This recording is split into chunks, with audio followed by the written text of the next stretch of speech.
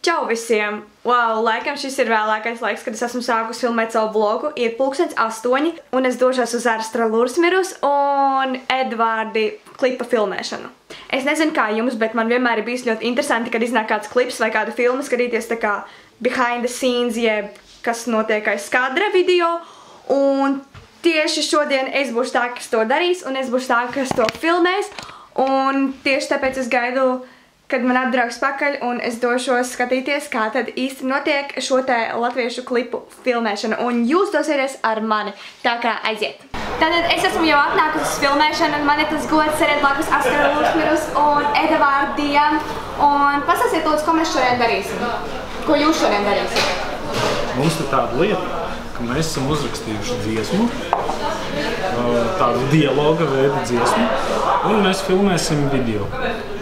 Un par ko ir šis videoklips? Videoklips ir par diviem jauniem cilvēkiem. Precīzāk sakot, par viens ir nedaudz vecāks, viens ir nedaudz jaunāks. Jā, par vienu vecu cilvēku un vienu jaunu cilvēku. Es nerādīšu ar pirkstu. Un vecais cilvēks izdomā, pareizāk sakot, viņu palūdz pateikt tostu. Meitene viņam prasa. Meitene saka, vari pateikt Arstra Lursmirus tostu? Es saku, protams. Un tajā brīdī Edvards nav klāt. Viņš klausās austiņās. Es esmu klāt, būtībā es esmu klāt, jā, bet es vienkārši esmu aizņemts kaut ko citu. Viņš austiņās klausās vienu vecu dziesmu. Jā. Un viņš nedzird to, ka man ir jāsaka tosts, un es mēģinu teikt tostu, un viņš visu laiku man pārtrauc, jo viņš domā, ka tas ir freestyle. Bet būtībā es zinu, ka viņš saka tostu, un es vienkārši izliekos, ka es nezinu. Jā. Tas ir dienu, ka es runāju, ka man atsaka, kas vienkārši repā. Jautājums no manas personīgās puses, kāpēc jūs piedzīvojums ir tik lipīgs, ka man skanēja galvā visu dienu vienkārši, un es tā kā es noklausījos? No mūsu skatu punkta piedziedājuma funkcija ir būt lipīgam. Man liekas, ka lipīgam jābūt piedziedājumam. Jā, redziet, mēs esam vienas prāti. Sakiet, lūdzu, kāda būtu tā morāla, kas cilvēkiem būtu jāiegūst no šī videoklipa? Būtiski ir būt šeit un tagad, būtiski ir būt... Būtībā ir svarīgi būt tagad un šeit, manuprāt, šajā dziesmā. Un vai jūs esat uztraukšies pēc filmēšanas? Jā, mēs esam. Jā. Nu labi, lai viss veicās un tad jau. Jā. Ei, paldies! Nekad nebija domājis, ka ar savām vokālajām spējām kādreiz varēšu piedalīties kāda klipa filmēšanā. Taču dzīvē notiek brīnumi, un iespēja pabūt īsta klipa filmēšanā paveidēja arī man. Tas ir patiešām ļoti interesanti. Visapkārt kameras, dekorācijas, aktieri.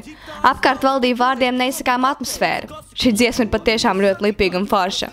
Ja arī jūs vēlaties dziesmu lejupielādēt, tad to var izdarīt bez maksas mājaslapā www.dzirdiredzdzīvo.lv. Izdodas būt tagad un šeit, bet tieši kur tad noris dzīvi sākotnēji?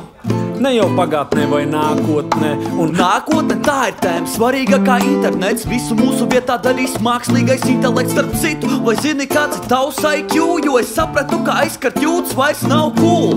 Ko es gribēju teikt? Ai, nav sakara, vajag padomāt. Ok, sākšu atkal.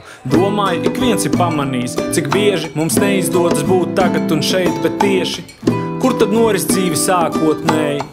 Ne jau pagātnē vai nākotnē, un dziļumā jau katrs jūt nešaubīgi, cik būtiski ir apzināti tvert šo brīdī, kamēr tavs vilciens vēl nav. Forša dziesma par pārpatumu ballītē patiesībā ir par nopietnām lietām, būt šeit un tagad, apzināties ik vienu soli un ik mirkli, būt vērīgiem pret savām izpausmēm.